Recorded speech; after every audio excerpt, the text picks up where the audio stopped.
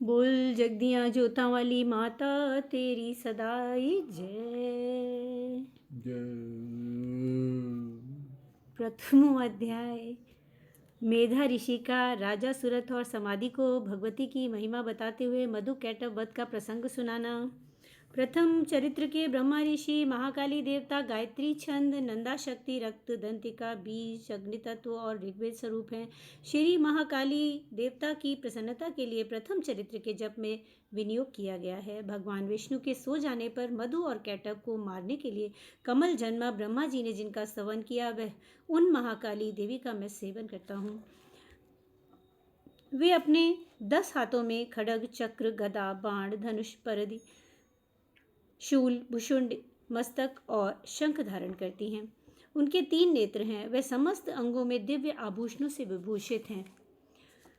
उनके शरीर की कांति नीलमणि के समान है तथा वे 10 मुख और 10 पैरों से युक्त हैं। मार्कंडेय जी बोले, सूर्य के पुत्र सावर्णी जो 8वें मनु कहे जाते हैं, उनकी उत्पत्ति की कथा विस्तार पूर्वक कहता हूँ, सुनो। सूर्य कुमार महाभाग सावर्णी भगवती महामाया के अनुग्रह से जिस प्रकार मनवंतर के स्वामी हुए, वही प्रसंग सुनाता हूँ। पूर्व काल की बात है। सरोष्टिष मनवंतर में सूरत नाम के एक राजा थे जो चैत्रवश में उत्पन्न हुए। उनका समस्त भूमंडल पर अधिकार था। वे प्रजा का अपने औरस पुत्रों की भांति धर्म पूर्वक पालन करते थे। तो भी उस समय कोला विध्वंसी उन नाम के उनके शत्रु हो गए। राजा सूरत की दंड नीति बड़ी प्रबल थी। उनका शत्रुओं के साथ संग्राम हुआ। यद्यपि कोला विध्वंसी संख्या में कम थे, तो भी राजा सूरत युद्ध में उनसे परास्त हो गए। तब वे युद्ध भूमि से अपने नगर को लौट आए और केवल अपने देश के राजा होकर रहने लगे। समूची पृथ्वी से अब उनका अधिकार जाता रहा, किंतु वहां भी उन प्रबल शत्रुओं ने उस समय महाभाग राजा सूरत पर आक्रमण कर दिया। राजा का बल क्षीण हो चला था, इसलिए उनके दुष्ट, बलवान एवं दुरात्मा मंत्रियों ने वहां उनकी राजधानी में भी राजकीय सेना और खजाने को हथिया लिया। सूरत का प्रभुत्व नष्ट हो चुका था, इसलिए वे शिकार खेलने के बहाने घोड़े पर सवार हो वहां से अकेले ही घने जंगल में चले गए। वहां उन्होंने विप्रवर मेधा मुनि का आश्रम देखा, जहां कितने ही हिंसक जीव अपनी स्वाभाविक हिंसावृत्ति छोड़कर परम शांत भाव से रहते थे। मुनि के बहुत से शिष्य उस वन की शोभा बढ़ा रहे थे। वहां जाने पर मुनि ने उनका सत्कार किया और वे उन मुनिश्रेष्ठ के आश्रम पर इधर उधर विचरते हुए बहुत काल तक रहे। फिर ममता से आकर्षित होकर वहां इस प्रकार चिंता करने लगे, पूर्व काल में मेरे पूर्वजों ने जिसका पालन किया था, वही नगर आज मुझसे रहित है। पता नहीं मेरे दुराचारी भृत्यगण उसकी धर्मपूर्वक रक्षा करते हैं या नहीं। जो सदा मद की वर्षा करने वाला और शूरवीर था, वह मेरा प्रधान हाथी अब शत्रुओं के अधीन होकर ना जाने किन भोगों को भोगता होगा। जो लोग मेरी कृपा, धन और भोजन पाने से सदा मेरे पीछे चलते थे, वे निश्चय ही अब दूसरे राजाओं का अनुसरण करते होंगे। उन अपव्ययी लोगों के द्वारा सदा खर्च होते रहने के कारण अत्यंत कष्ट से जमा किया हुआ मेरा वे खजाना खाली हो जाएगा।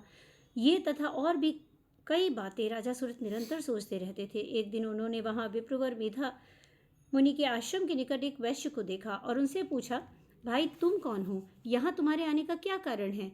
तुम क्यों शोकग्रस्त हो और अनमने से दिखाई देते हो? राजा सूरत का ये प्रेम पूर्वक कहा हुआ वचन सुनकर वैश्य ने विनीत भाव से उन्हें प्रणाम करके कहा। वैश्य बोला, राजन, मैं धनियों के कुल में उत्पन्न एक वैश्य हूँ। मेरा नाम समाधि है। मेरे दुष्ट स्त्री पुत्रों ने धन के लोभ में मुझे घर से बाहर निकाल दिया है। मैं इस समय धन, स्त्री और पुत्रों से वंचित हूँ। मेरे विश्वसनीय बंधुओं ने मेरा ही धन लेकर मुझे दूर कर दिया है, इसलिए दुखी होकर मैं वन में चला आया हूँ। यहाँ रहकर मैं इस बात को नहीं जानता कि मेरे पुत्रों की, स्त्री की और स्वजनों की कुशल है या नहीं। इस समय घर में वे कुशल से रहते हैं अथवा उन्हें कोई कष्ट है? वे मेरे पुत्र कैसे हैं? क्या वे सदाचारी हैं अथवा दुराचारी हो गए? राजा ने कहा, जिन लोभी स्त्री, पुत्र आदि ने धन के कारण तुम्हें घर से निकाल दिया, उनके प्रति तुम्हारे चित्त में इतना स्नेह बंधन क्यों है? वैश्य बोला, आप मेरे विषय में जैसी बात करते हैं वह सब ठीक है, किंतु क्या करूं, मेरा मन निष्ठुरता धारण नहीं करता।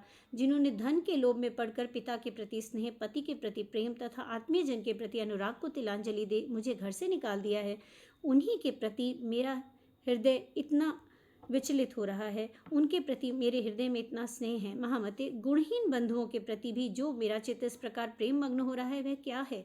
इस बात को जानकर भी मैं नहीं जान पाता। उनके लिए मैं लंबी सांसें ले रहा हूँ और मेरा हृदय अत्यंत दुखित हो रहा है।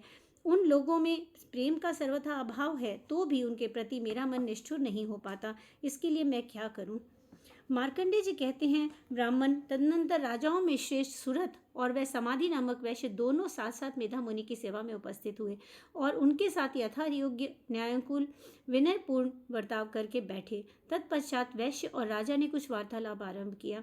राजा ने कहा, भगवान, मैं आपसे एक बात पूछना चाहता हूँ, उसे बताइए। मेरा चित्त अपने अधीन होने न होने के कारण यह बात मेरे मन को बहुत दुख देती है।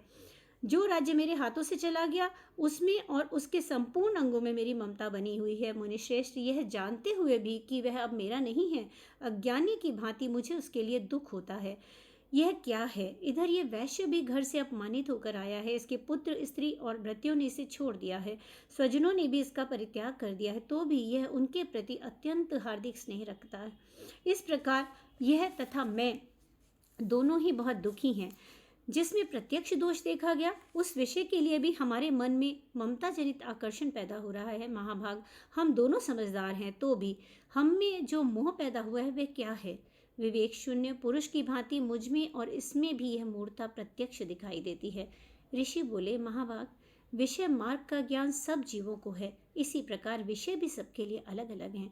कुछ प्राणी दिन में नहीं देखते और दूसरे रात में नहीं देखते, तथा कुछ जीव ऐसे हैं जो दिन और रात्रि में बराबर देखते हैं। यह ठीक है कि मनुष्य समझदार होते हैं, किंतु केवल वे ही ऐसे नहीं होते। पशु, पक्षी और मृग आदि सभी प्राणी समझदार होते हैं। मनुष्यों की समझ भी वैसी ही होती है जैसी उन मृग और पक्षियों की होती है, तथा जैसे मनुष्यों की होती है वैसे उन मृग पक्षी आदि की होती है। यह तथा अन्य बातें भी प्रायः दोनों में ही समान हैं।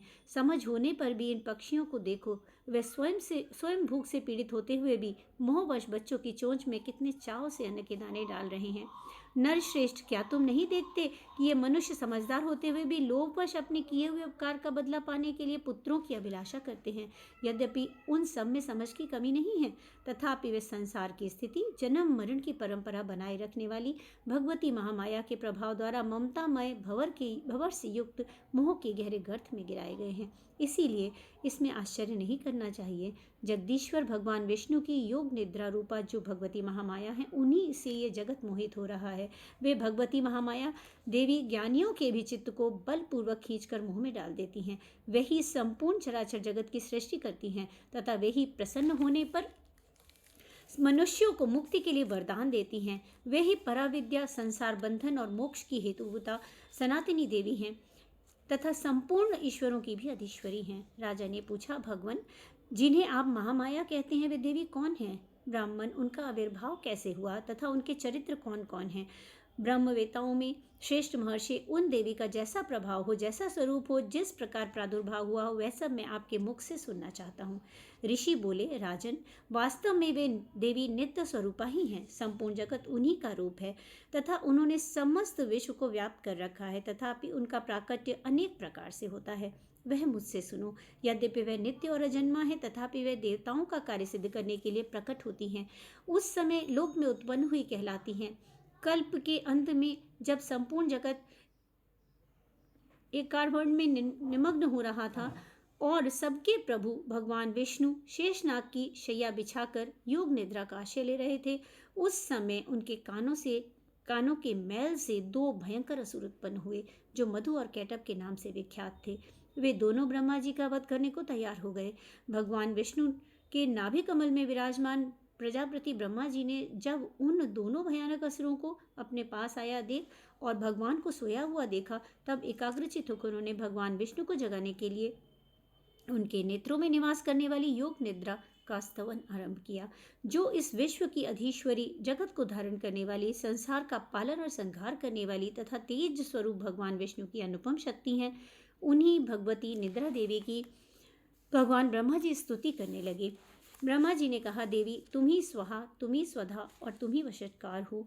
स्वर भी तुम्हारे ही स्वरूप है। तुम ही जीवनदायिनी सुधा हो, नित्य अक्षर प्रणव में अकार, उकार, मकार इन तीनों मात्राओं के रूप में तुम ही स्थित हो, तथा इन 3 मात्राओं के अतिरिक्त जो बिंदु रूपा नित्य अर्ध मात्रा है, उस जिसका विशेष रूप से उच्चारण नहीं किया जा सकता, वे भी तुम ही हो। देवी तुम ही संध्या, सावित्री और परम जननी हो। देवी तुम ही इस विश्व ब्रह्मांड को धारण करती हो। तुमसे ही इस जगत की सृष्टि होती है, तुम ही से इसका पालन होता है और सदा तुम ही कल्प के अंत में सबको अपना ग्रास बना लेती हो। जगन्मयी देवी, इस जगत की उत्पत्ति के समय तुम ही सृष्टि रूपा हो, पालन काल में नित्य रूपा हो तथा कल्पांत के समय संहार रूप धारण करने वाली हो। तुम ही महाविद्या, महामाया, महामेधा, महास्मृति, महामोह रूपा महादेवी और महाअसुरी हो। तुम ही तीनों गुणों को उत्पन्न करने वाली सबकी प्रकृति हो। भयंकर कालरात्रि, महारात्रि और मोहरात्रि भी तुम ही हो। तुम ही श्री, तुम ही ईश्वरी, तुम ही हुई और तुम ही बोध स्वरूपा बुद्धि हो। लज्जा, पुष्टि, तुष्टि, शांति और क्षमा भी तुम ही हो। तुम खड़गधारणी, शूलधारणी, घोर रूपा तथा गदा, चक्र, शंख और धनुष धारण करने वाली हो। बाण, भुषुंडी और परित ये भी तुम्हारे ही अस्त्र हैं। तुम सौम्य और सौम्यतर हो। इतना ही नहीं, जितने भी सौम्य एवं सुंदर पदार्थ हैं, उन सब की अपेक्षा तुम अत्यधिक सुंदरी हो। पर और अपर सबसे परे रहने वाली परमेश्वरी तुम ही हो। सर्वस्वरूपे देवी, कहीं भी सत असत रूप जो कुछ वस्तुएं हैं और उन सब की जो शक्ति है वह तुम ही हो। ऐसी अवस्था में तुम्हारी स्तुति क्या हो सकती है? जो इस जगत की सृष्टि, पालन और संहार करते हैं, उन भगवान को भी जब तुमने निद्रा के अधीन कर दिया है, तब तुम्हारी स्तुति करने में कौन समर्थ है? मुझको, भगवान शंकर को तथा भगवान विष्णु को भी तुम ही ने शरीर धारण कराया है, अतः तुम्हारी स्तुति करने की शक्ति किस में है? देवी, तुम तो अपने इन उदार प्रभावों से ही प्रशंसित हो।